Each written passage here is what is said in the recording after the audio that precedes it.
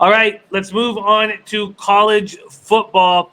And I've made very, very few bets in college football. But something jumped out at me here. We talked briefly about the Blazers-Jaguars game yesterday. Let's finish it off here. It's in Mobile. 76 Fahrenheit, 6 miles per hour is the wind. It's a nice night. UAB versus South Alabama. UAB versus South Alabama. Let's see what it is here. UAB opening up at -6. There's 6.5s and 7s on the board. Damn.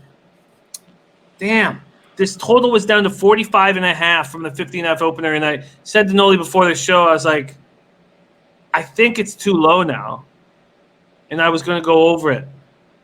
And now it's at 46.5.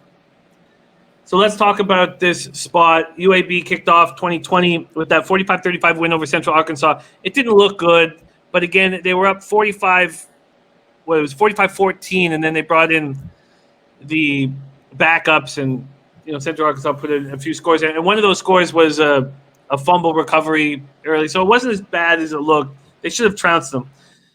So then they play Miami 7 days later, and I was on UAB, and it was like 15 or 16 we got, and they lose by 17, 31-14. And now both teams have had 2 weeks off, complete 2 weeks off, because they've both been playing on Thursdays. So the moving parts here is Tyler Johnston gets hurt, non-throwing shoulder, so he's not playing. And in comes Bryson Lucero to make his first start, and Lucero looks very good. Or no, Lucero looks better than Tyler Johnston. I think that might be a fair argument. And Lucero's had some action already. Like, he's been in games, so it's not like he's not seen the field. Spencer Brown looks strong.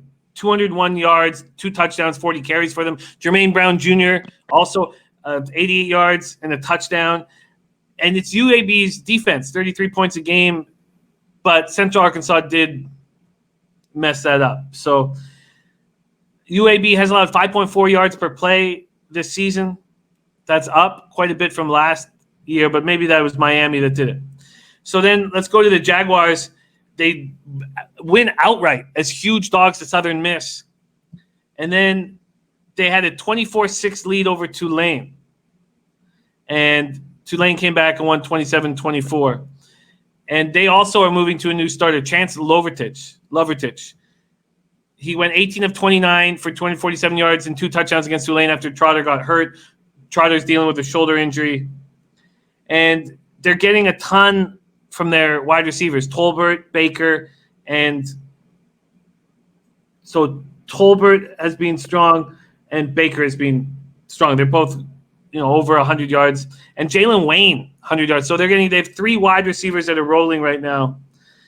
And South Alabama's defense has improved. So I guess what I'm saying is, how did this total go from 50 to 45.5? And I understand the buyback. And what are your plans on making a move here in this game, Nolly?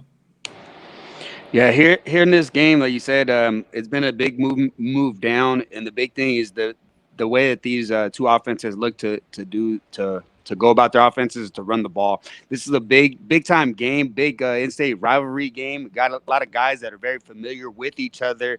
Another reason why I expect it to be a big physical game.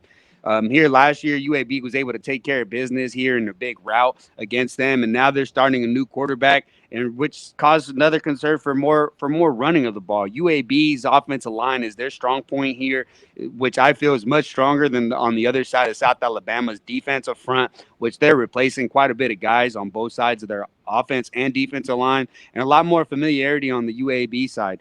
A lot more returners, a lot more experience, and the main thing, a lot of returners on their for their running backs.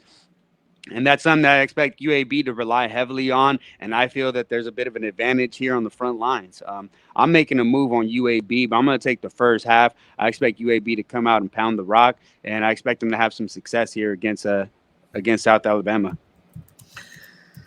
I can understand that look. Kanaskat says, well, the weather affected. I have nice weather. Does anybody else not have nice weather in Mobile tonight? I have 76 Fahrenheit, 6 miles per hour is the wind. So everybody's on the under. Everybody's on the under, and I don't understand why. And everybody's on the under, and you're not on the under. Do you think I should go against everybody? And once again, Jay, I agree with the under. I agree with the movement down. When you look at both these teams, they're going to run the ball about 40 times a game. They're going to throw the ball about 20 to 30 times. So the main focal point is going to be the running backs. I understand UAB going with a new quarterback. That's something that you'll see. They don't want to pressure him too much. I mean, you will see that in the NFL more than college, but I like the fact that they're able to run the ball. You look at South Alabama, 2 unders to start the season.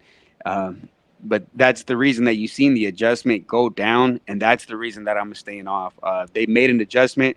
They made an adjustment down with the total, so that's the reason I'm staying off. And I just think UAB's a better football team, and especially here in this in-state rivalry, I like my chances. Connor Mack, our NCAA football expert here at Odds, he says yes, go with the over. I should have got it at 45.5, and I said that to you before the show started. So we'll see if that gets me. I don't agree when you're looking at. Oh, and also Lucero.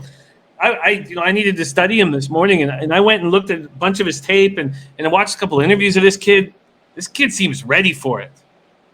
I have no concerns about Lucero. I don't know much about Chance Lovertich, but